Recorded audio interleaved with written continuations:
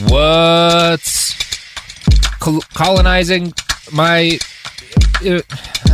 Sophie, help me out here. How do I introduce the podcast? Hi, I'm Robert Evans, and this is Behind the Bastards podcast about the worst people from history. And today, and my guest is... That doesn't sound like me. No one's going to buy that, Sophie. We got to... I thought it was you.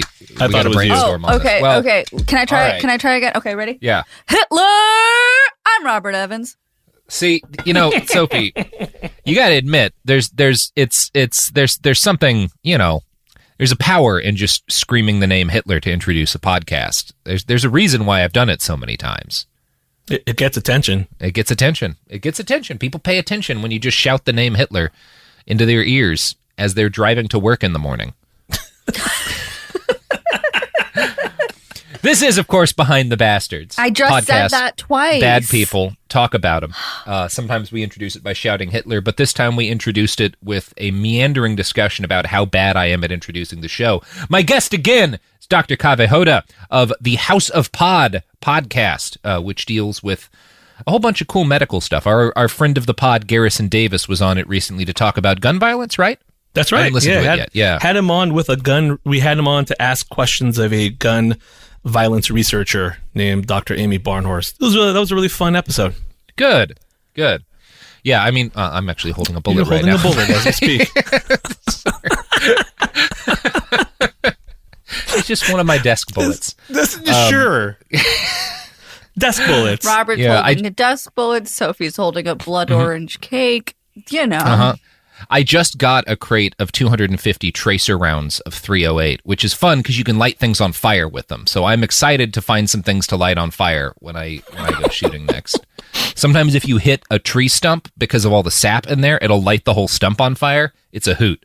Oh, that's a hoot. As long as it's wet enough outside. You don't want to do it during the dry summer days. So we're in the last couple of months where I can light a stump on fire and not burn down the forest. There's going to be like doctors who are going to, who follow our show, who are going to be listening to this for the first time. And they're just going to be like, wait, hold on. What's going on? What's going on? He's talked about Hitler and guns and what has happened to Kaveh? And that's okay. I'm okay with that. That's okay. Yeah. Speaking of what's happened to Kaveh, what's about to happen to Kaveh is that he's about to hear about what happens next to James Brooke. The guy who, when we left off, had just kind of at gunpoint made himself into the governor of a sizable chunk of Brunei or Malaysia or whatever you want to call it, Borneo. So he has gotten himself declared governor at gunpoint, which is the way to do it. I've considered that for a while. I would like to be governor. I think I'd be a good one. No, gonna open up whatever state I'm in or lock it down depending on wherever it is. I'll do the opposite of whatever they were doing before. It's a safe bet for governors. Change. That's what people want, is change. Whether or not it's good change or reasonable change or change people have asked for. Just change things. Robert, can you just do the podcast? Yes, Sophie. That doesn't sound like something I do. Anyway, James had threatened himself into being a governor. And this obviously, the actual leaders in Brunei at the time, like the different royal people, most of them were not super happy with it. So the Sultan of Brunei doesn't like that he's been forced at gunpoint to make this guy a governor. Now, there is a chunk of royals, as there are kind of anywhere there's British imperialism, there's a chunk of the ruling class that likes what's happening, right? And in James's case, it's Prince Badruddin, the guy that he's got the hots for, and Raja Hashim. And both of these guys kind of supported him because even though he was super problematic and kind of disrespectful, he also had a bunch of modern cannons. And they were more worried about their local rivals than they were about this British guy who they assumed was going to leave eventually. So they were like, we'll put up with this guy. I mean, Badruddin, I think, really loved him. But Raja Hashim is more like, we'll put up with this guy and he'll use his cannons to help us against our rivals. And that'll be a good deal for us. Yeah. And for a while, this worked pretty well. But the whole time, James was kind of solidifying his hold on Sarawak. His rivals, who included Prince Mahkota and one of the sons of the Sultan of Brunei, were working behind the scenes to take back their land from this usurper. And obviously, it's worth noting that none of the people fighting over Sarawak had a good moral claim to the land, right? The Sultan of Brunei and his kin are all bad people. They let raiders bribe them to rob and murder their citizens. James, meanwhile, wanted to rule Sarawak for the sake of his ego and to live out his boyhood dreams of Eastern adventure. Nobody in charge, as is generally the case in history, nobody in charge is a good person or particularly righteous. This is often how colonial dramas would play out. You've got a shitty local leader, you've got differently shitty foreign imperialist interlopers, and you've got a bunch of normal people caught in the middle. That's kind of the story of imperialism. And part of why imperialists get traction in places is because a decent number of locals are always willing to sign on with the imperialists because, like, well, but our current leaders suck too, you know? Like, that's a thing that happens a lot, which is great. So James had a decent amount of support among some folks in the area. A lot of Malay and Dayak people who'd rebelled against the Sultan liked him because even if he had won the war against them, he'd spared their lives, and he'd done it against the wishes of some of the local powers. Meanwhile, a number of folks in the interior liked him because he'd gotten the Raja to call off that big Dayak raid. So the point is, he had a bunch of local support. It was not just him imposing his will on the local people for guns. Because of things he did, a decent number of people who lived in Sarawak and didn't like the leaders in Brunei supported him. And honestly, if you were living in Sarawak at the time, given the options, especially if you're one of the people who was about to get raided by these Dayaks, you might have supported James Brooke too, right? Because it's just like the Sultan's shit too, you know? And these people aren't dumb. They get a sense of this guy, and clearly everything he's done up to this point would lead you to believe that he's probably going to get tired at some point and go back to England and leave them alone. You would think that's what's going to happen. I think that would be a reasonable assumption. Yeah, I think that's kind of what's happening. They're like, everything he's done isn't shitty. He's helped us out in a couple of things we don't like about our leaders. He's a white dude. He's not going to stay here forever. He's a rich white boy. He's going to go home at some point. Let's use him while he's here, you know? Right. I think that's the bet a lot of people make. Now, at the point at which he became kind of total ruler of his own little country, James Brooke was 38 years old. He started using the title Raja, which was not strictly legal because he was not royal in any way, shape, or form. He had been made a governor, but he starts calling himself the Raja. The locals called him Tuan Besar, which means big lord, which is kind of a rad nickname to get. Yeah, that's not bad. And he started off his reign pretty well by releasing a bunch of hostages who'd been taken during the Civil War. So again, kind of ingratiating himself with the local people, not a bad move. Now, he'd come to power by defending the Kuching Malays, who were the folks in the interior that were about to get raided, from their rulers in Brunei. But his territory had an equal population of Dayaks, and they were not as friendly to him on the whole because he had stopped some of them from raiding these Kuching Malays. So James knew that if he was going to hold on power, he already had the Kuching people like kind of on his back. He needed to win over these Dayaks to his side. And in order to do that, he took a leaf out of the British Empire's playbook. As he later wrote, quote, "Divide and govern is the motto. I must govern each by the other." So do you understand what that means? This is, again, what the British Empire does we talk about in the Idi Amin episode, how there were certain tribal groups that they would support and arm to control other tribal groups, right? It's the same thing the Belgians do. Yeah. He's learning. That's what he figures out he's going to do. So his first step was to demolish an old system set up by both Bruneian and Malay aristocrats called the Serah. This gave those nobles the right to legally take any Dayak property they happened to like. If they saw a Dayak boat they fancied, they could cut a gouge in the top, and that was a legally binding signal that the boat was now their property. Nobles were also given the right to set prices for produce that they bought from peasant farmers and gatherers. So, like, you gather a bunch of food or farm a bunch of food, and the rich people get to decide what they pay you for it, which is not a great deal for the actual people making the food, you know? So if these little people didn't produce sufficient quantities of foodstuff, their children and spouses could be sold into slavery. So the Serah is an unpopular system among the Dayaks, and James Brooke abolishes it as soon as he comes to power. But again, not a bad call. So far, he's pretty much 2-2 in my book, you know? So he also decided early on not to mess with the local religion. I should clarify, he decided not to mess with the religious beliefs of the local Malays who were Muslim. So he sees that, like, a lot of the population are Muslim. In kind of an uncommon move for a British imperial ruler in this period, he decides, I'm not going to let, like, missionaries come in and fuck with the Muslims because I think people have the right to their own religion. And that's great. However, the Dayaks were animists, right? So they have kind of a more... they have a religion, but it's not a Judeo-Christian religion, and thus it's not a religion that James Brooke recognizes as a religion. And so he is willing to let evangelists go kind of proselytize to them because he doesn't think they have a religion, because he doesn't understand it. Yeah. Yeah, exactly. Right, sure.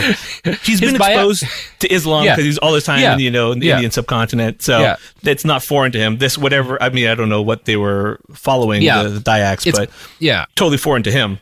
Yeah, he doesn't know what it is, and so he thinks they have no religion. His biographer writes that he considered the Dayaks to be, quote, children of nature, without true religion, since their most cherished beliefs were dismissed in the eyes of civilization as mere childlike superstition. So, again, not your worst case for an imperialist overlord, because he respects some of the local beliefs. He's but a kinder, gentler imperialist. Slightly, yeah. To some people, I guess. Now, in all, Brooke championed what he considered to be a hands-off approach to rulership. He didn't want to engage in the kind of full-scale colonialism that he had seen in India. Instead, he only wanted to bring in a few Europeans, and he saw himself as assisting the native leaders, giving them the benefit of his big European brain, rather than taking over. He felt that this tactic had, quote, never been fairly tried, and it appears to me in some respects more desirable than the actual possession of a foreign nation. For if successful, the native prince finds greater advantages, and if a failure, the European government is not committed. Above all, it ensures the independence of the native princes, and may advance the inhabitants further in the scale of civilization by means of the very independence that can be done when a government is a foreign one, and their natural freedom sacrificed. So, that's his attitude here. I'm struck by how well he writes. And this is kind of some like U.S. and Vietnam style thinking, where it's like, we can't invade this country or declare war, but we can send in advisors, and that way, if it goes badly, we're not committed. Which didn't work in Vietnam. And spoilers, doesn't work out great here. But like that's the thought process that he has. So critics will point out that Brooke was regularly heavy-handed in his leadership, although he wouldn't admit to this personally. His years in power included numerous rebellions and brutal crackdowns on insurgent campaigns. They will also note that his enlightened colonialism may have been preferable to him because it was cheaper.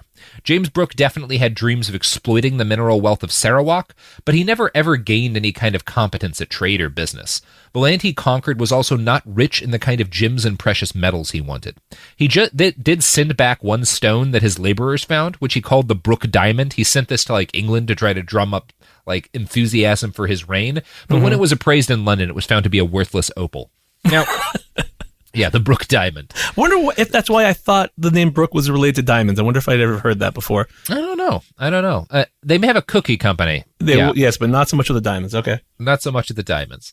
So the irony is that the land he'd stumbled into controlling held a tremendous amount of crude oil. That's why the Sultan of Brunei today is a billionaire, right? Like there's actually it's very, very valuable land to control. But at the time, crude oil was kind of useless. There were plenty of valuable commodities, though, within Sarawak. But through financial incompetence, James Brooke repeatedly failed to capitalize on them. When he took power he kind of estimated the revenue of his country at about £5,000 per year. And although even this sum was inflated, but as time went on, like he would never make a profit out of this. He would eventually go broke running Sarawak because he just like had no head for actual business. It would not be fair to say that his motive in Sarawak was pure venal profit-seeking, but neither was he particularly pure-hearted. For James, ruling was about stature. He didn't want to get rich off of the wealth of Sarawak. He wanted to be a big man who had to be respected because he was the governor of, he was the king, basically, of an entire country, right? To that end, he started sending home excerpts from his diary and inflated stories about the rebellion and his campaigns fighting pirates in the area. These started to pick up a leadership, in part because he had an agent back in, he has a press agent who he sends back his diaries to and who pumps him up in the imagination of the local people in England. Which is not done. These started to pick up a readership, but James was incensed because, while his stories were popular, the Queen didn't automatically knight him. And he wrote back to the British government, who still had not acknowledged his reign, asking for an 8-barrel... Yeah. So he gets frustrated. He does all the time this work to puff himself up, and the British government's like, I don't think we should recognize this guy. This seems like this might go bad. Let's just kind of keep quiet for now.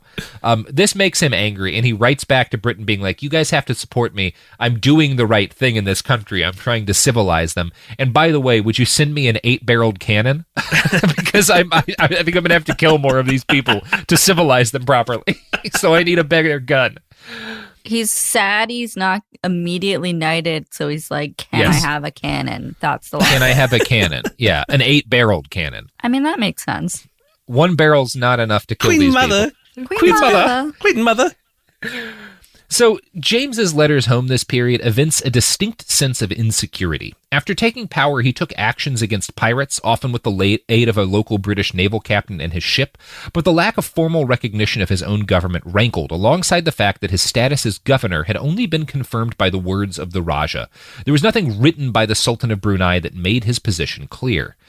As the new unchecked ruler of Sarawak, James inherited a number of things. Most notably, a 5-year-old Dayak boy named Situ.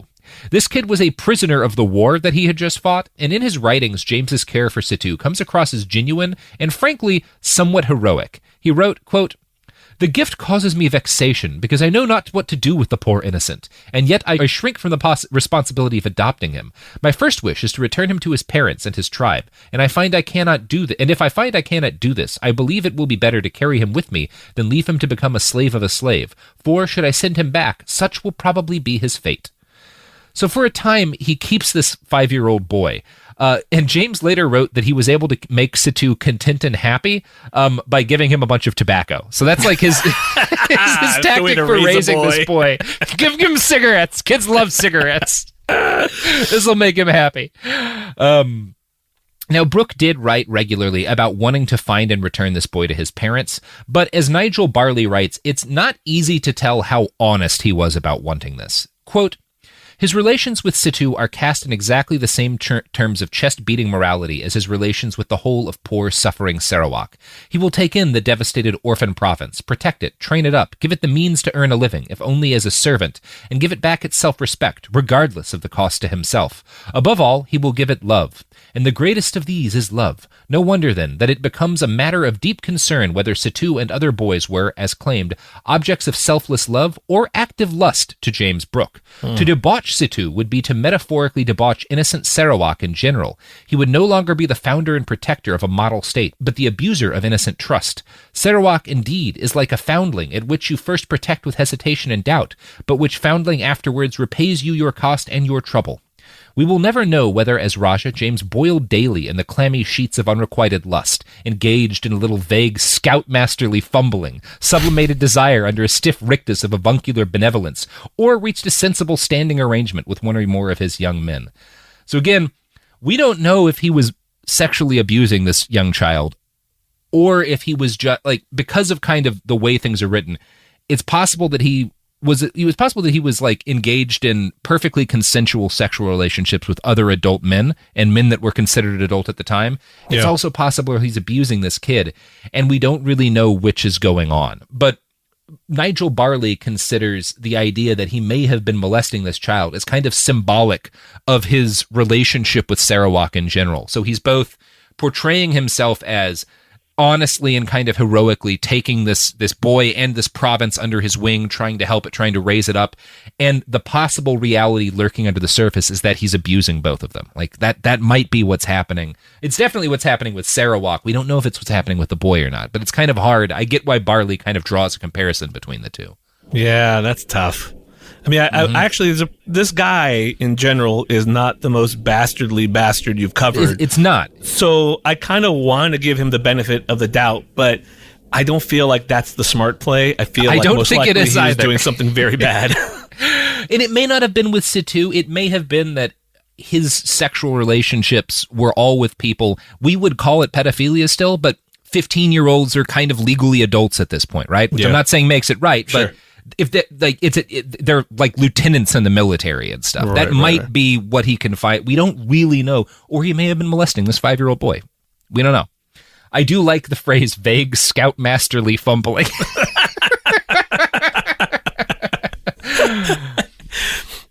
Yeah. So, as ruler, James took responsibility for enforcing the law on himself. He had a house constructed to his own specifications, and he used it as both his home and the only law court in Sarawak.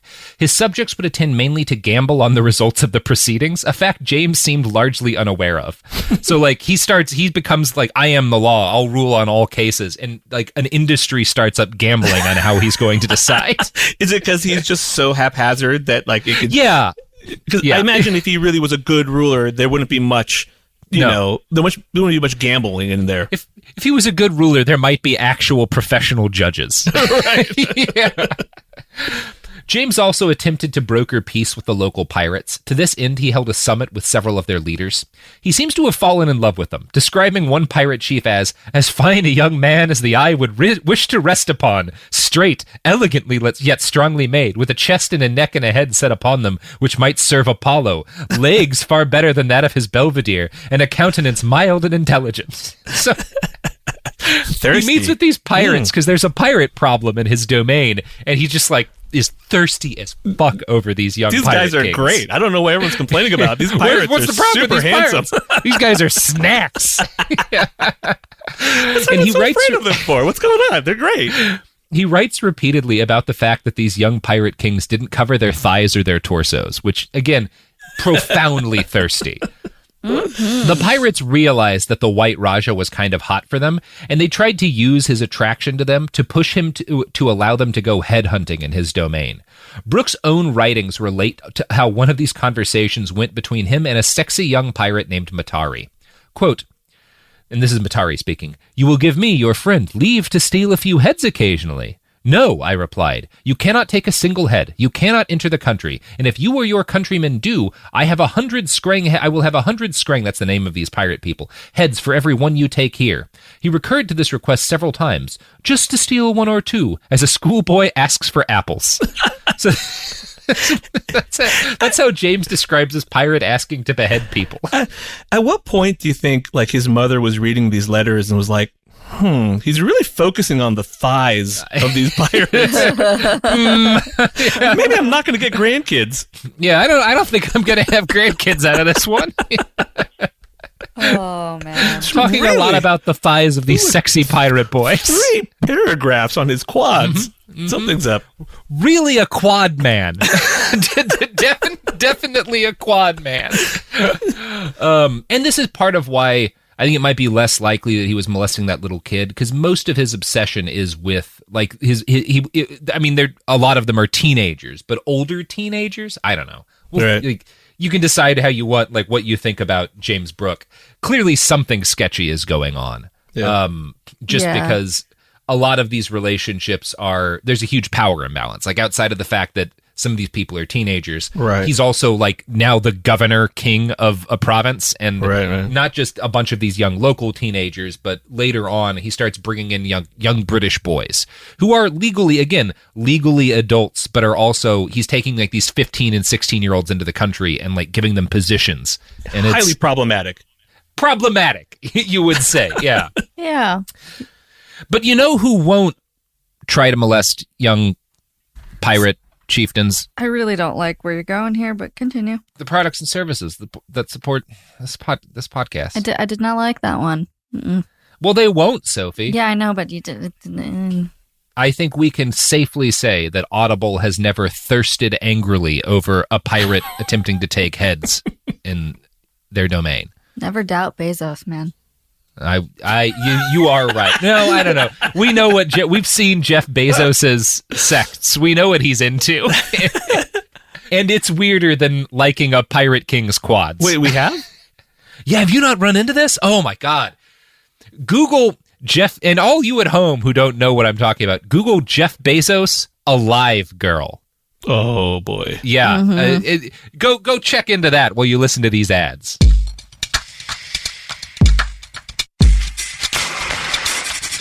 We're back talking about James Brooke. By 1843, it had become clear that negotiation was not going to bring a conclusion to Sarawak's piracy problem. James Brooke decided he had no choice but to go to war. Lucky for him, an East India Company warship, the Diana, had just sailed into the area at the time. Again, this is the second one of these coincidences that happens. James had attempted to enlist the company's warships in his military campaigns before, with mixed success, but the captain this time was a fellow named Henry Keppel, who was a very similar sort of person. Like James, he'd been raised on a steady diet of imperialist popular fiction, and he too dreamed of fighting pirates in the Far East. Now, Keppel's actual job in the area was to fight against a group of raiders who were harassing company shipping nearby. He was not there to travel around the waters in Sarawak and fight pirates, but James made a series of very effective arguments. First, he pointed out that since water was the primary means of transport around Borneo, any criminals who were sailing on the water were by definition pirates. So if the company had been sent here to fight raiders who were using waters nearby, pirates are the same thing as raiders. That means that your job is also to fight the pirates in Sarawak. You can justify it this way. Now, he also pointed out that it would be profitable for the company because at the time, the British Parliament offered generous bounties to officers and men who killed or captured pirates. This law was a holdover from the 1820s when the British government had declared a crusade against slavery and human trafficking. Pirates were a big part of the slave trade, and by monetizing the murder of pirates, Parliament created an underground economy based around liberating slaves. Now, of course, those freed slaves were left destitute without any kind of restitution or compensation, and the people who killed the pirates got rich. So it was, again, kind of a fucked up situation. But hey, what are you going to do? So James Brooke basically argued that the raiders Keppel had been tasked to fight by the company, and the rebels and pirates threatening James's rule in Sarawak were one and the same. And again, James frames all of this as fighting pirates. Some of them are actual pirates. Some of them are rebels who were fighting for other Bruneian princes in the area. Like, he just kind of lumps them all, because they're all on boats. They're all pirates to him, even though some of them are political dissidents who were fighting against his regime for, you could argue, justified reasons. He also points out to Keppel that if the company lets these pirate havens in Sarawak exist, the raiding of company ships will continue. Eventually, he had made like a good enough argument that this guy Keppel is like, yeah, okay, I'll come fight pirates with you. And this gives James Brooke access to an army of company soldiers, one he would repeatedly use to butcher pirates and rebels. Now, best of all, the company helped him avoid maintaining a standing army or navy. This was very fortunate, too, because it let him save money. Sarawak didn't have a formal military force. He would occasionally, raise up militaries, but that shit's expensive. If the company's coming in and fighting pirates on his behalf, and they're being paid by the British government, and he's being able to argue these political dissidents are pirates, that means the British government is paying for the army that's helping him cement his rule, right? Does that kind of make sense what he's doing here? Yeah. So after working out this arrangement, James Brooke had the company land men at his capital, where he was able to show them off to his people as a sort of veiled threat. Now, in actuality, the company's soldiers spent more time traveling around Brooke's new domain and showing off their guns than they did actually fighting. There were several encounters with pirates, but since any locals in boats who had weapons were defined as pirates, we don't know if most or even any of the people killed by company soldiers in this period were pirates. The violence quickly escalated, though, largely because Brooke wanted it to escalate. Though their initial raids had led to a marked drop in pirate activity, Brooke had Prince Badruddin and other local leaders send him letters begging for British help with the pirate menace. This paper trail helped Brooke and Keppel justify their escalating use of force. Soon he had gathered a force of more than 1,000 local troops and company soldiers. He marched them deep into the jungle, burning villages as they went. What had started as an anti-pirate campaign quickly became something akin to a light ethnic cleansing. James promised his local Malay fighters the right to loot the villages of their enemies. He promised his Dayak soldiers the right to take heads, which they stole both from corpses of the slain and from ransacked graves. We'll never know how many people were killed in this anti-pirate crusade, or how many of them were actually pirates. But it did serve to kind of wipe out any resistance to him. Because, among other things, first, he's killing a bunch of the people who don't want him to be Raja. And second, everyone who might resist him sees, oh, this guy can command a company military anytime he wants. Yeah. I don't want to fuck with that. I guess I'm a little surprised that he even needed a paper trail. I feel like no one would care if he did it from the English side. That's actually not true. And this is one of the things that I think when we talk about anti-imperialism is not mentioned enough. It's often kind of, I think people tend to think like everyone in England was okay with this sort of stuff. They were not. A lot of people recognized at the time how immoral this was, how fucked up all of it was. And there were, even within Parliament, there was a significant anti-imperial parliamentary faction. And we'll talk about that later here. He goes on trial for some of this stuff. Oh, wow. So there is actually a reason for him to make a paper trail, and it's because he knows there are people back whom don't support any of the imperialism happening. Yeah, and this is it's a little reassuring, actually. That makes me feel a little bit better. It's this, and they're never successful, really. Right. And it's the same thing with when we talked about King Leopold in Belgium, right? There was an anti-imperial movement that for years was fighting against what he was doing. They didn't succeed in stopping the genocide until it had killed 13 million people. But I think it is important to note that they exist, in part because it means this is not everyone at the time thought it was fine. No, a lot of elected leaders in England at the time were like, it's bad what we're doing. Like, right. We're committing crimes against humanity. We ought to stop. And that's important. It's the same thing as like there were founding fathers who were abolitionists and recognized that slavery was a tremendous evil. And unlike Thomas Jefferson, didn't own slaves while talking about slavery as an evil. Guys like Thomas Paine. And I think you need to highlight those folks because it makes it clear how immoral everyone else was. Right. Yeah. Good to know. Good to know. So after this quick, brutal little war, Keppel sailed on, and another company vessel entered into the area soon after his departure. And in another wildly lucky strike for James Brooke, this next company ship that sails into Sarawak strikes a rock and capsizes. Now, the crew and captain are rescued, and James gets to take them into his care in his capital while he waits for company reinforcements.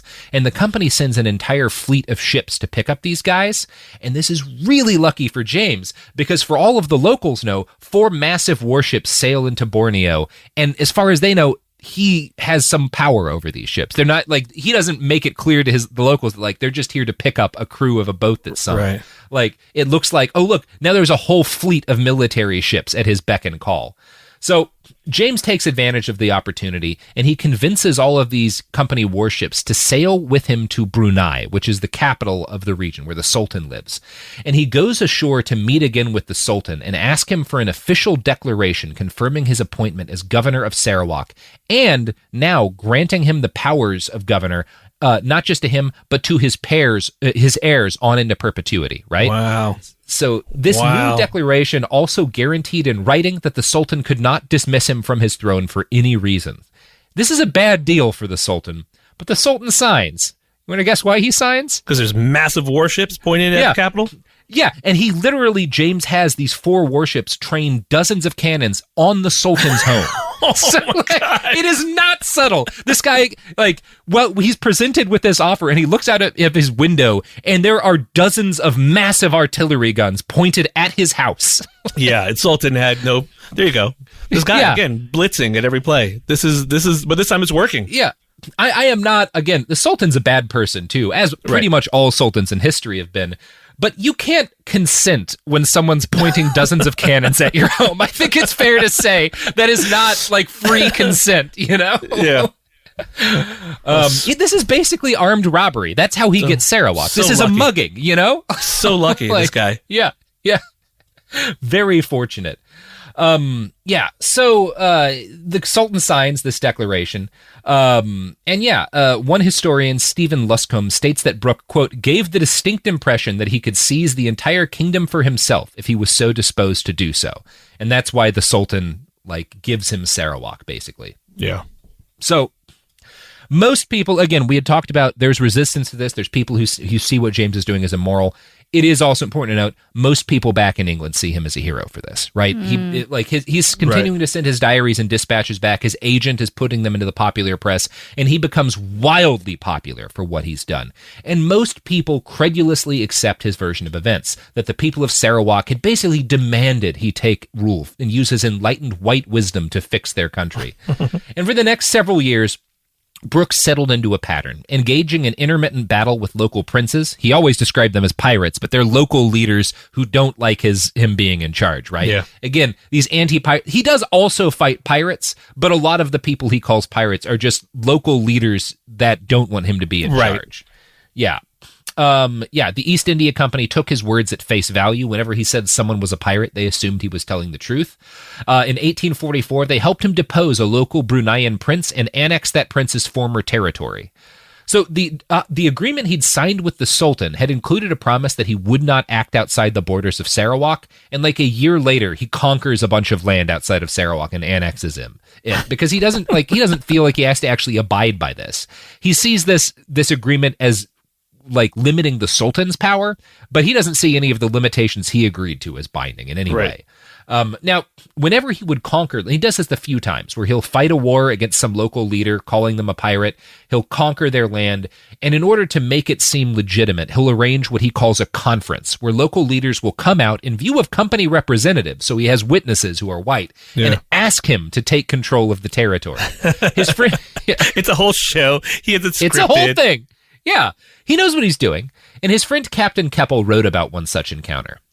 On this occasion, I had the satisfaction of witnessing what must have been, from the effect I observed it to have produced on the hearers, a splendid piece of oratory, delivered by Mr. Brooke in the native tongue, with a degree of fluency I had never witnessed before, even in a Malay. And again, he's saying... Wait, he speaks better than the natives? Is that what he said?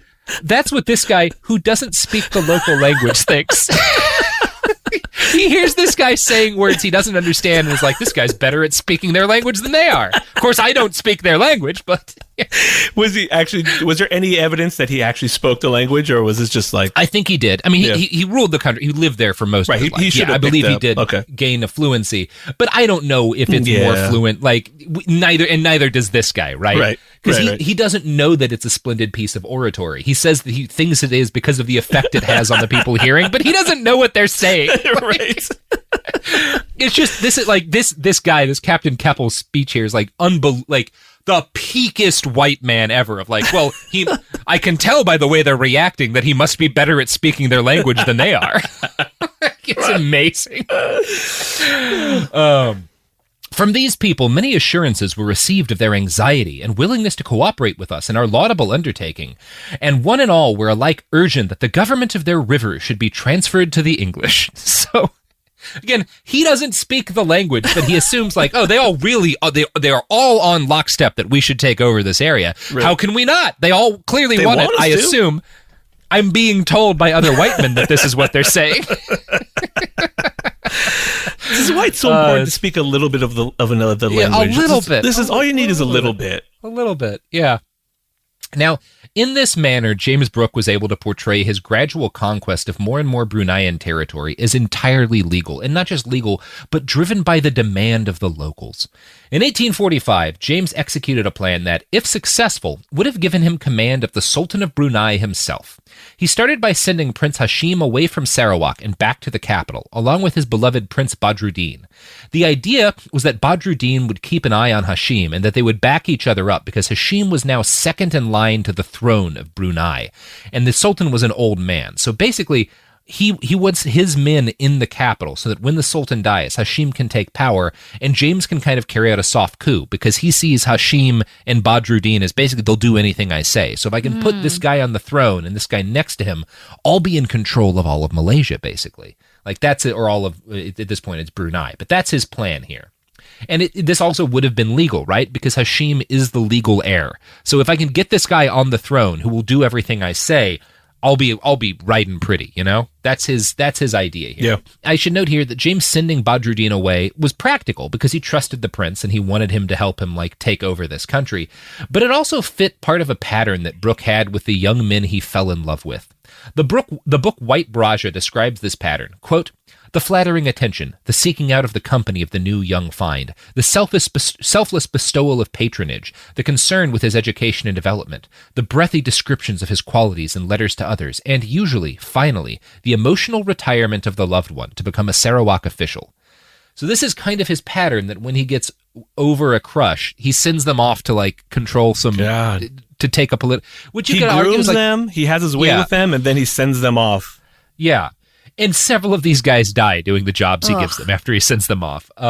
Spoilers. But before we get into that, you know who never sends off their former lovers to die in Malaysia? The products or services that support this podcast.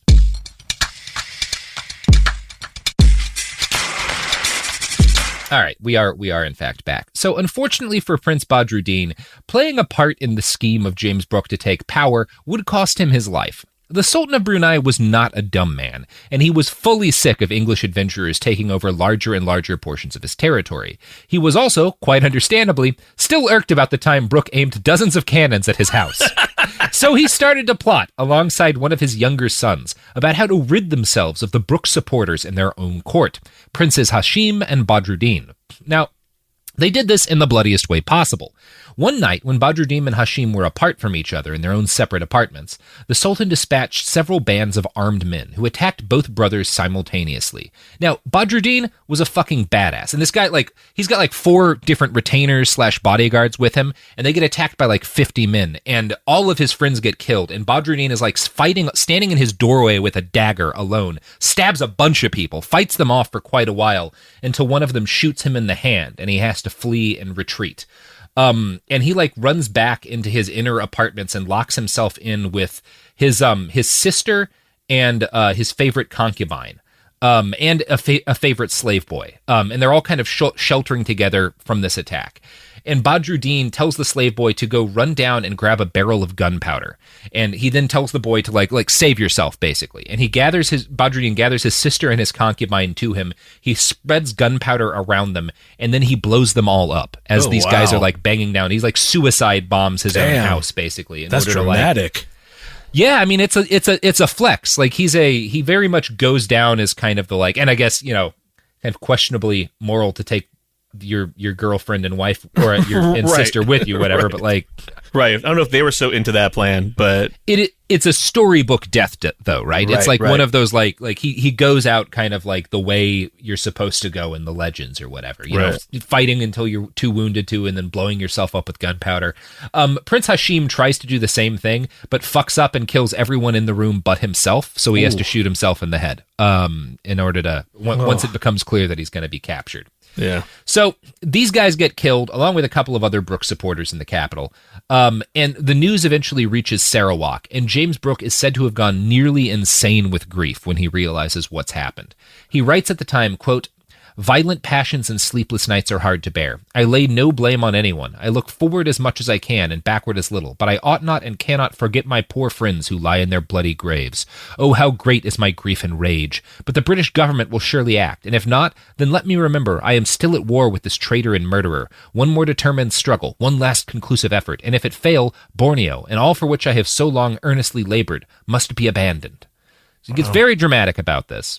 And he desperately wants the British government to intervene and punish the Sultan. But the British government, this is for them a step too far. Because again, there is a veneer of legality to this. And as long as it's I want you to fight pirates, this guy wants us to fight pirates. He's got letters from the local leaders asking us to help fight pirates. We have this whole crusade against slaving pirates. We can justify that. But when he's the Sultan has, under his legal powers, executed 2 men, I want you to murder him, the British government is that's a little bit much for us, right? You might draw us into a war in Brunei, and we really don't necessarily want to do that. So it takes him about 6 months of pleading to get the British to send a fleet. And they do send a fleet eventually, which sails up to the capital and demands entrance to talk about what had happened. And in another stroke of luck for Brooke, the Sultan's men get kind of trigger happy and fire on the British fleet, which gives them the legal justification to burn down all of the defenses and sail into Brunei. So the Sultan flees during the fighting, and the British are able to put a puppet, Hashim's brother Mohammed, on the throne. And this is the start of Brunei becoming a protectorate of the British Empire, right? That's how this happens, is because there's this failed coup that the Sultan cracks down. The British send in ships to talk about the fact that he's murdered James Brooks' friends, and then the Sultan's men fire on the British, and that lets them depose the Sultan. They had considered just making James Brooke the Sultan of Brunei, but they decided that would be a step too far even for the British Empire. And the fact that they've got a puppet Sultan on the throne works out better for them because it seems more legitimate, but they're able to convince this guy to give the British Empire an island full of coal nearby that they can use as a refueling station. And the whole situation makes James Brooke a national hero again. His rule over Sarawak was now absolutely written in stone, and all local resistance had been broken. There's no more authorities in the area who have any sort of resistance to him being in power. And so, now that he's got his kind of rule settled for the first time, in 1847, he decides to travel back home to the land of his birth to bask in the glory of his fame. The Times of London, working with his agent, published a fawning piece on him just as he arrived in town. Quote, "Much as we owe to guns and grape shot, we are indebted still more to the peaceful and meritorious exertions of one man for the advances which have happily been made towards civilization and peace amongst the Malay people of whom we speak. England owes a debt of obligation to Mr. Brooke, Rajah of Sarawak, which she will not easily repay." Wow, journalism was not fantastic at the time. They were really impressed with how peacefully he had burned down all of those villages in the interior. What a peaceful series of wars! He's delightful. Look at him. This guy is hailed as a hero when he arrives back home. Oxford gives him an honorary doctorate. The school he'd run away from as a boy, which had refused to take him back, announces a dinner in his honor. He was even given a personal meeting with the Queen herself. After 6 months or so, though, he'd had his fill of the home country, and he booked passage home on a ship commanded by his friend Keppel and stocked with a significant number of teenage boys. New officers... I have one request, Keppel. Yeah. Let me look at... One request. How many boys will there be? And again... These boys are all simultaneously old enough to command troops in battle and young enough that I think we should continue to call them boys, right? These are children. Yeah. That said, they're children who are given command of armies sometimes. It's a weird time. Yeah. So James is got to this voyage back to the east is a blissful period of his life. He gets to spend months locked on a boat with a bunch of young boys. One of his friends who was present on the voyage later wrote, "He had a nephew on board, Charles Johnson, a staid sub-lieutenant, who endeavored to preserve order, but it was of little avail. The noisy ones were in the ascendant, led by a laughing, bright-faced lad, who, when he was a midshipman on the Agincourt in 1845 to 1847, had become acquainted with Mr. Brooke, and whose fondness for cherry brandy was only equalled by his love of fun. No place in the cabin was respected. 6 or 7 would throw themselves on the bed, careless of whether Mr. Brooke was there or not, and skylark over his body as if he were one of themselves. In fact, he was as full of play as any of them." This is, of course, in reality, what's happening is there's probably a bunch of these guys there that just have no choice but to fawn over him because he has so much power over them. And this guy is, he's Cuomoing it at this point, you know? Yeah. It is also, there are references made in his biography and in other books at the time of like, if you were a young British boy on a boat, like a naval aide or one of these things, you got molested. That was, and in some cases it would be like, because obviously some portion of these folks like that, they wind up being into it, which doesn't mean it's not abusive. It's complicated. The Navy is kind of one of those few places where people who are homosexual, like you can have gay relationships in the Navy, and no one considers it gay because you're on a boat, you know? Yeah. Like that is a factor in all this. That said, James is also clearly, he is the powerful king, like a rich king, and you can't really be consensual relationships. There's a lot going on here. These are the complicated relationships that Herman Melville left out of Billy Budd and Moby Dick, you know? Yeah. And this, like, again, the cabin boy gets buggered, right? That's the fact of naval life in this period of time. And it does kind of seem, though, like what goes on in this voyage is beyond what naval men are familiar with. And naval men have a lot of tolerance for this kind of thing because, again, that's how the Navy works at the time. But they, like, other officers, like people who are on board, note that there's a lot of coolness from the older officers to James Brooke because of his relationship with these boys, because it's so scandalous and so shameless, right? There's an expectation of some buggery. He's like cavorting with a half dozen young men in his room loudly at all hours of the night, and that's not considered to be okay. Right. And James was noted as being particularly friendly with Charles Grant, a boy he'd met at age 14 and immediately showered with expensive weapons, clothing, and jewelry. James wrote an erotic poem for this boy, which he framed as it's about sex, but literally the poem is about a bunch of young boys eating a plum pudding. Oh boy. Boy. I'm going to read you an excerpt from this. Hold on, I'm getting this ready. Erotic pudding poem. So stands Doe Citadel, a virgin post, uncaptured though begirt with many a host, like other virgin places that I wot, uncaptured, yet because assailed not, smoking it stands and seems to dare the worst, the storm of strife, not care I when it burst, and youthful Dottie's his nickname for this boy, firmly stands his ground, unflinching still, he swallowed full a pound. What I like about this poem is how subtle it is. It's very subtle.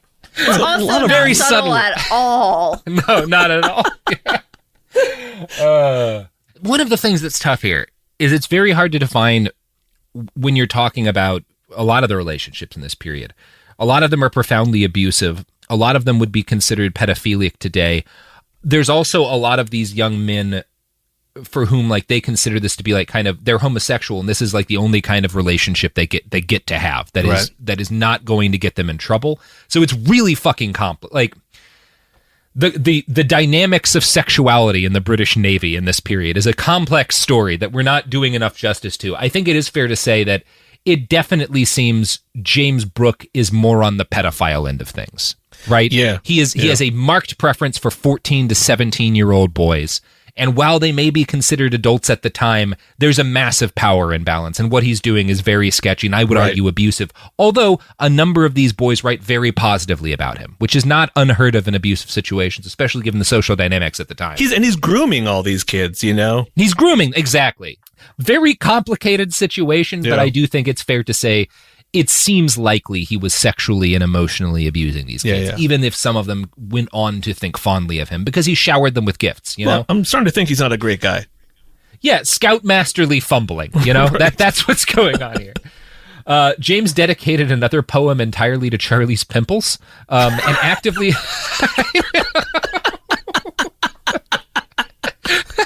it's pretty bad.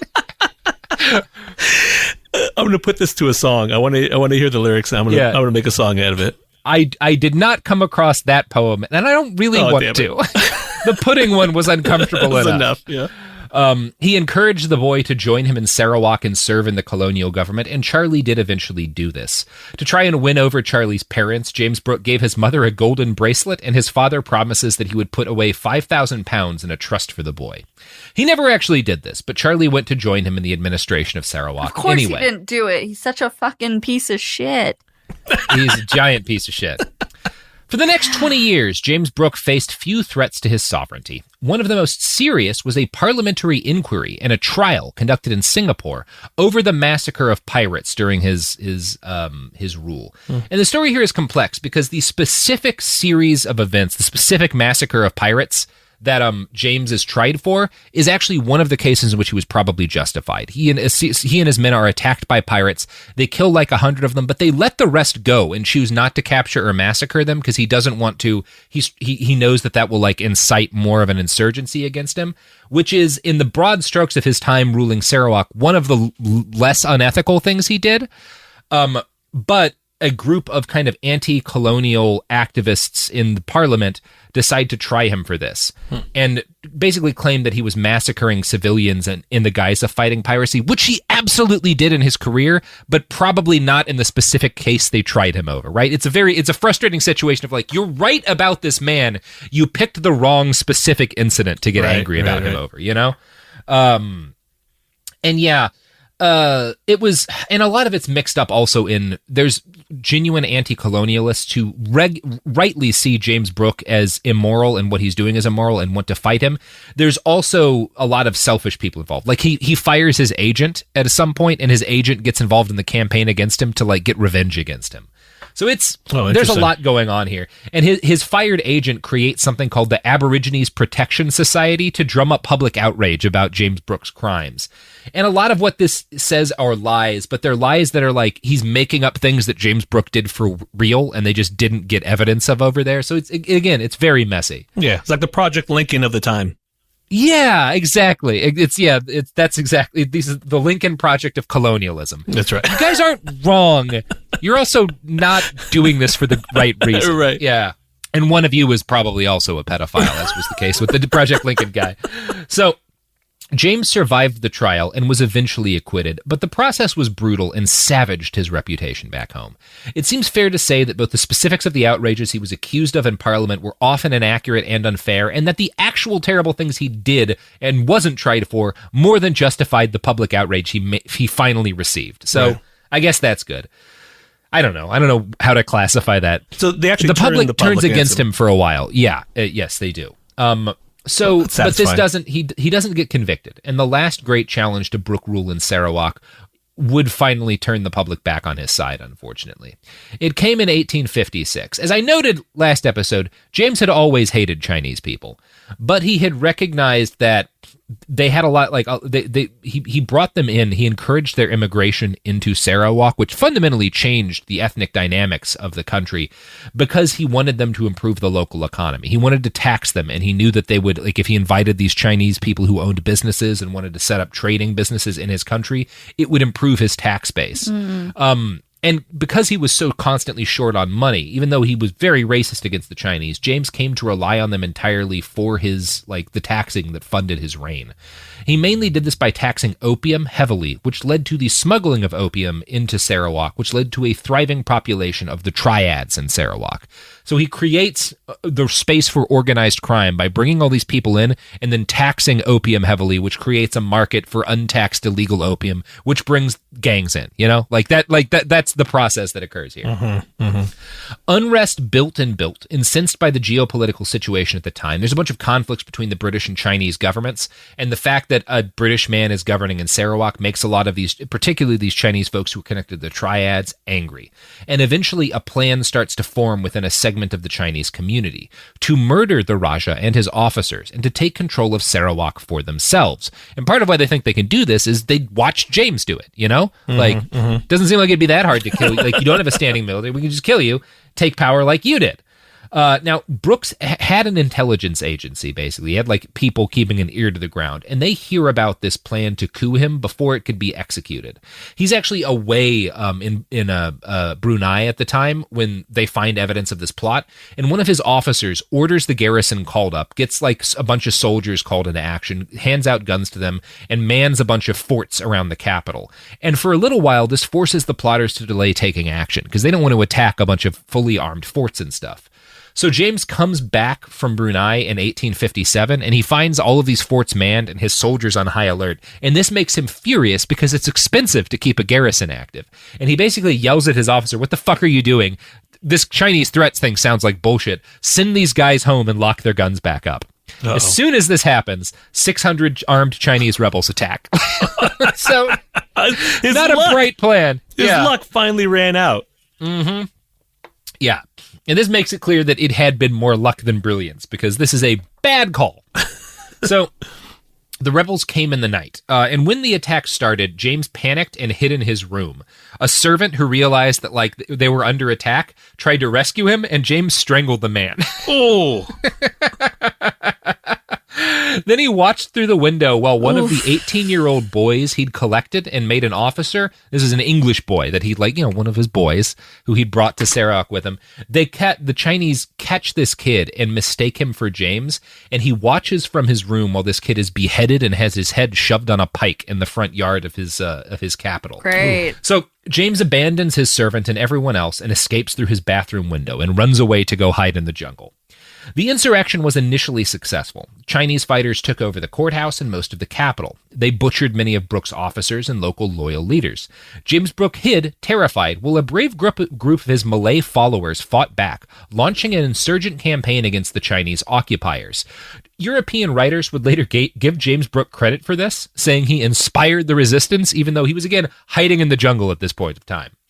The truth is that he did nothing, while an alliance of Malays, Dayaks, and some European evangelists, there's like a church leader who picks up a bunch of guns and goes to fight against this insurrection, actually fought back and forced the Chinese forces out of the capital. A general massacre followed, and this was probably incensed by a lot of the racism that James Brooke had inculcated against the Chinese during his reign. And about 1,500 of Sarawak's 4,000 Chinese citizens were massacred in an orgy of bloodletting and thievery. So, that's cool. Yeah, well, I don't know if cool. I mean, not cool, it's not not great. Cool. It's not great. Not great. So this insurrection didn't succeed in destroying Brooke's reign over Sarawak, but it did break James. The experience aged him rapidly, and within a few years, he was all but unable to handle the demands of Rajahood. In 1863, James handed over formal control of Sarawak to his adopted heir, a guy named Charles Brooke. Now, Charles was not actually James's son, as James had little interest in breeding. But this is the young boy, basically, starts as a young boy, who he gives control over to. And James, or Charles, adopts the name Brooke and becomes like his adopted son. James would technically remain the White Raja for the last 5 years of his life, but in reality, he fled Sarawak for England, where he lived out his last days doing the thing he did best, obsessing over young boys. Nigel Barley writes, quote, in 1866, he read in the newspaper of a 13-year-old youth, Samuel Bray, who had saved a friend from drowning in Devonport, and he became unhealthily excited. He traced the lad, sent him half a sovereign, and tried to open a correspondence with him. Oh, man. He never gives up. Oh, God, this guy. He just, you know what he does? He does the stuff that, like, you know that cramping feeling you get in your gut when you hear or see something so douchey? Like these douche cramps, like that's like what I get from a lot of this guy's actions. It's just like he's just goes a little extra, and he's just such a creep with these young guys. He's a real creep. It's not good. It is what happens. On Christmas Eve, this is the best part. On Christmas Eve of 1867, James Brooke has a stroke. This leads to a series of strokes, which ends his life in June of 1868. So that's good. That's the first thing he's done that I fully approved of. I'm torn. As a medical doctor, I never approve of strokes. But I mean, if you're, in this case, I mean, it's not the worst stroke that I've seen. Not the worst stroke. How old was he? Jesus, 1860. He would have been like 65. Wow. Okay. God, he lived that's not for the age. That's a long time. And especially considering the shit, this guy gets wounded a bunch of times. He's in the tropics. He gets a bunch of illnesses. So this is the end of James Brooke, but not, of course, the end of the Brooke dynasty. Charlie Brooke, otherwise known as Raja Charles, lost no time in going to war to expand Brooke control of Brunei. He justified his conquests as a crusade to end the barbaric practice of headhunting. Now, if you remember, James Brooke, his predecessor, had encouraged headhunting and had used, he had paid his Dayak soldiers by being like, you guys can take as many heads as you want. Because, having access to a bunch of heads, you, give them off in marriages and stuff. They're a symbol of your virility in this culture. So James takes advantage of that so he doesn't have to pay them in money. And Charlie then uses, there's all these headhunters here for some reason. We have to fight a bunch of wars to get rid of the headhunting. And that's how he expands his domain. So weird. Where do these headhunters come from? It's so weird.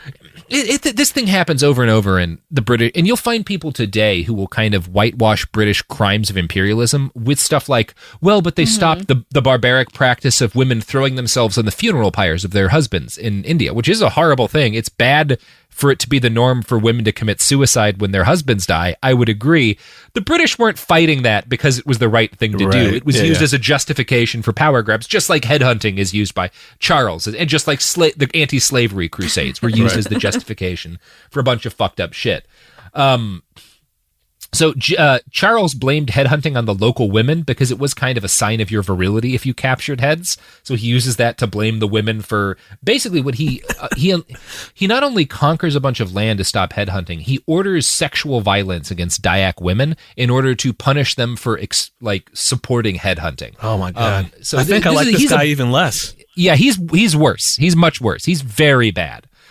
In his last years of ruling after the Chinese insurrection, Raja James had repeatedly attempted to convince the British government to annex Sarawak and incorporate it into the empire officially. The government had never quite bitten on this offer, and once Raja Charles took power, he made it clear that the Brooke dynasty had no further desire to sell out to the motherland. Instead, Charles pursued expansion at the expense of the Sultan of Brunei, which is, again, now a British protectorate. This led to a conflict with the newly established British North Borneo Company, which was kind of running Brunei and was not interested in letting the Brookes take over. Now, through a series of military campaigns, Raja Charles took over a region called the Limbang in 1890, but he failed to conquer Brunei itself because of the British, the North Borneo Company. And this really frustrated Charles because he wanted to control Brunei. He wanted to conquer everything, but he can't because of this British company. And the fact that the British North Borneo Company had stopped him from taking Brunei leads Charles, who is an imperialist Raja of a conquered land, to become an anti-imperialism crusader. Rebranding. Nice. Yeah. He publishes, he is again the White Raja of Sarawak. He publishes a pamphlet titled Queries, Past, Present, and Future, in which he critiques the specific sort of imperialism that ran counter to the kind of imperialism he supported. It's a remarkable document because in 1890, this guy who literally ruled a conquered Asian nation based on the power of Western guns accurately diagnoses the problems of imperialism. Quote, It is something dreadful to contemplate, and yet too true, that nearly, if not all, of our magnificently built colonial towns and colonial developments of every description have their foundations upon the bones of the aborigines of the soil. One asks if the benefits bestowed upon their successors are sufficient to justify such sacrifices. I am fully aware that there are many occasions when bloodshed cannot be avoided, and that a certain amount of severity is necessary in governing all races, white or dark. But as we rule at present, I fail to see any hope of improvement respecting the real elevation of the natives by intellectual culture. If we look upon the sad side of the picture of the making of our immense empire, we should pause a moment and ask if there will not be a day of reckoning in the not far off future. That's not unreasonable. He's very accurate, actually. Yeah. He doesn't see that you're just as much a part of this as the British North Borneo Company, but it's accurate. Right. Raja Charles goes on to list British imperial possessions that had been won by conquest and aptly diagnosed the evils perpetuated in those places. Quote, New Zealand, years of warfare to subdue as fine a race as ever trod God's earth. What are they now? Australia, mostly killed. He's talking about the Aboriginals here. Australia, mostly killed off by native police raised for this purpose. The Aborigines being found somewhat dangerous to Europeans, gold workers, and farmers. India, frequent collisions and battles occur. The interior still being much unsubdued, and its inhabitants very strong. Burma, fighting occasional battles, and the natives put to the sword when the country was annexed. So he's, again, very accurately calling out the genocides of Aboriginal peoples. One thing about this that's weird. Yeah. While ordering campaigns of sexual violence against the women of the country in order to stop a cultural practice that his direct successor had encouraged. Oh, man. Yes. I want this guy to have... I shouldn't say this as a doctor, but I want him to stroke, too. Yeah. Yeah, you do. You want them all, kind of. The couple of more strokes could have really handled things well for Malaysia here. So... After, again, very accurately describing the evils of imperialism, Raja Charles botched the diagnosis of their cause in a profoundly self-aggrandizing way. The problem, he said, was not imperialism. It was the fact that, quote, the right men to deal with the natives are not chosen, and such men should be very carefully picked. So Charles Brooke was not against white men ruling foreign lands for profit, but they had to be the right white men, i.e. him. Yeah, he got that from James. See, he did inherit something from James. Yeah, he did. Now, Raja Charles replaced the courtroom chairs his adopted father had set up with an iron bench, which he considered a symbol of the immutable power of his law. And he was in general a more toxic version of everything his adopted father had been. And while Raja James had failed to actually spawn any recognized descendants, Raja Charles took seriously his royal imperative to make heirs to the throne. 3 of his children survived to adulthood, including a man who would succeed him as the third Brooke Raja, Charles Viner Brooke. And I'm going to quote from the Daily Beast here. In 1911, Charles's son Viner married Sylvia Brett, who would eventually embrace the crude title one headline writer gave her, the Queen of the Headhunters. When Sylvia first arrived in Sarawak with her brother, he found the place very different from what I had anticipated. Far safer, far more advanced, far happier, far more civilized. A very happy country, guided by European brains, but untouched by European vulgarity. The magic of it all possessed me, Sylvia would recall. Sight, sound, and sense. There was in this abundant land everything which my heart had yearned for. Now, eventually, Sylvia's self-dramatizing streak eclipsed her aesthetic sense, playing up in 11 books and countless headlines the exotic anomaly of these British blokes running a jungle kingdom. The rainy Sylvia ended up downplaying the progress the Rajas and their country made. She and her husband also had numerous affairs and encouraged their daughters to be equally libertine. The 3 princesses, Leonora, Elizabeth, and Nancy, nicknamed Gold, Pearl, and Baba by reporters, dressed like, quote, tarts, had flamboyant escapades with numerous men, and married 8 times, including to a band leader and a boxer. Thank God I haven't had 4 daughters, Viner claimed. What a family. So, yeah, one of his daughters marries a jazz musician, the other marries a wrestler, and the daughter who marries a wrestler, Princess Baba, travels to Hollywood to try and sell a screenplay based on the life of James Brooke. Princess Baba also repeatedly floated a plan to buy land next to the Sarawak and turn it into a rival kingdom called Babaland. So, fun people. Now, yeah. The Brookes of the 20th century enjoyed little of the positive PR that had turned James Brooke into a celebrity. Much of this had to do with their libertine natures, their kind of fucking around and getting wasted constantly. At one point, rainy Sylvia was found dancing with 2 prostitutes in a nightclub and then taking them back to her palace to have their portraits painted. A visiting MP from Westminster wrote that, quote, a more undignified woman it would be hard to find. It was obvious to even casual observers that the Brookes had turned Sarawak, a land with more than 500,000 citizens, into their private playground. One critic noted with disgust that, quote, everything in this obscure little country bears the stamp of slackness and hopeless disorder. The Brooke dynasty's end began with World War II. One of the benefits of being ruled over by the Brookes was supposed to be the fact that Sarawak would receive the protection of the English crown. British ships and soldiers had regularly fought in Sarawak to put down internal rebellions and fight pirates, after all. But as soon as the country was menaced by a real foreign threat, the Japanese Empire, British guns were nowhere to be seen. When Sarawak was liberated at the start of the war, the destruction it had suffered was too extensive for the Brooke family to afford to rebuild. They finally handed over control of their domain to Great Britain, who paid the family £200,000 for the kingdom. Sarawak would mark the very last colonial acquisition of the British Empire. The country finally received its independence in 1963 and joined a federation with Malaya, North Borneo, and Singapore. The last white Raja and Rainee had an uncomfortable retirement in England. Sylvia hated being, quote, shorn of our glory and faced with the necessity of adjusting to a world in which we were no longer emperors, but merely two ordinary, aging people, two misfits in the changing pattern of modern times.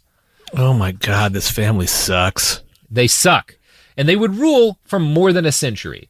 God. Well into the 20th century. Just based on dumb luck. It's so annoying. Yeah. All this stuff with this family. I mean, has this guy been popularized, the original James Brooke? Was he ever popularized in like popular culture? Was there movies made of him or anything? I'm assuming still to this day, people probably only the more common popular culture speaks of him well, right? Yeah, I think so. I mean, even like the stuff you'll find written recently, articles will point out that like he was a relatively benevolent ruler and he did this and he did that.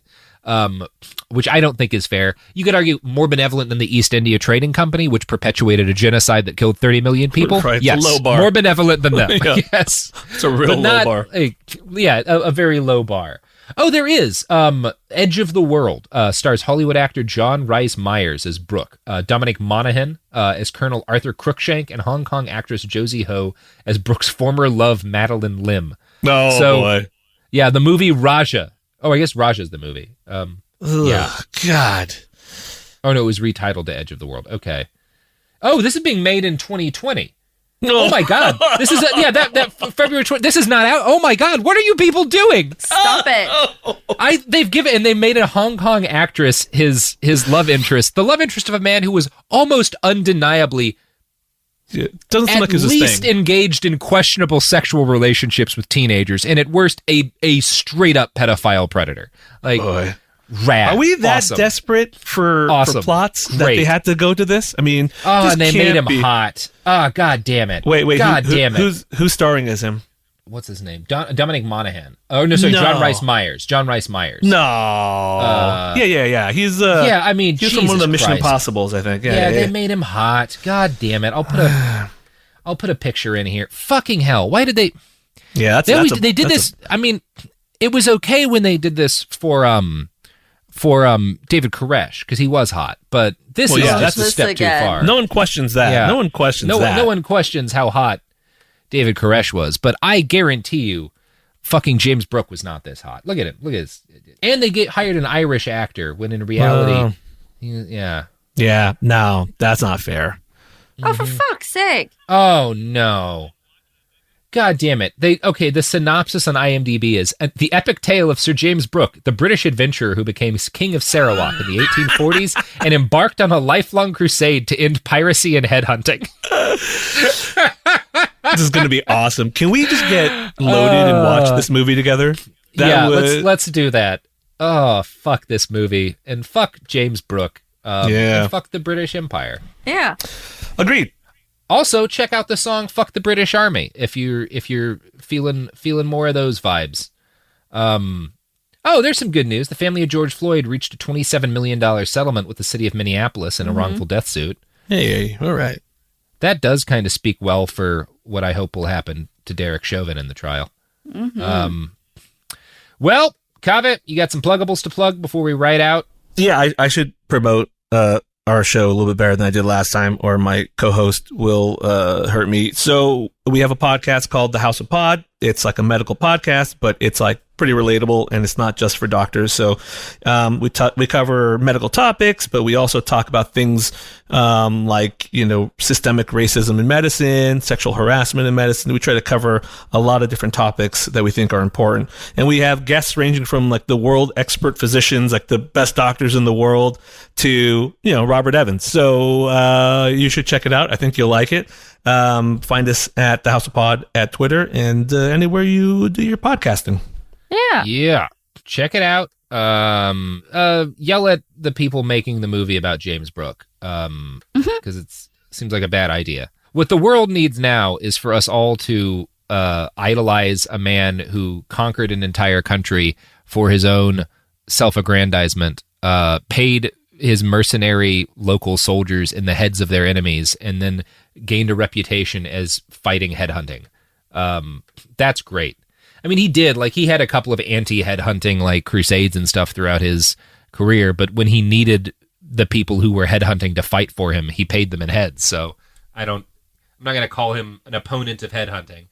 I just don't see how in this day and age people are still buying this story, Yeah, it's because, like, fuck, man, it's hard not, like, I was raised on a lot of I read a lot, like, King Solomon's Mines and stuff. I've talked about this in one episode, these books about, like, the age of exploration and adventure, and, like, there's always been, like, I've made some of the decisions I've made in my life because I wanted to have, adventures in places that seemed exotic and strange and unfamiliar to me. It's a powerful impulse, particularly within our culture. So there's a lot of desire for these guys to have actually been heroes, for what they did to have been heroic. Right. And in part because it justifies further colonial adventures, and in part because just people like a good adventure story. But I think it's pretty harmful. Yeah. I'm not mad at everyone who contributes in tiny ways to Orientalism, I mean, sometimes it leads to people learning more about these cultures and, more about like, Iran, for example. So it's not always bad, but it does get so easy for it to go bad. Yeah, I mean, it can in some cases be sort of the seed that leads someone to an actual nuanced understanding of both like a different culture, and that can be positive. But more often, I think it leads to James Brooke. Yeah. Yeah. Fucking James Brooke. Yeah, it's not great. He's not great. But or hot. He's not hot. Not as hot as they're making him. Not nearly as hot as David Koresh. So yeah, I guess if I'm going to ask my listeners to do anything, it's think about David Koresh's unbelievably cut abs, just shredded abs. Then check out the House of Pod. Or do both at the same time. You can do both at the same time. We may talk about his abs on the show. Yeah, we may talk about his abs. Abs are an important part of health. That's right. And here's the end of the show. Yay.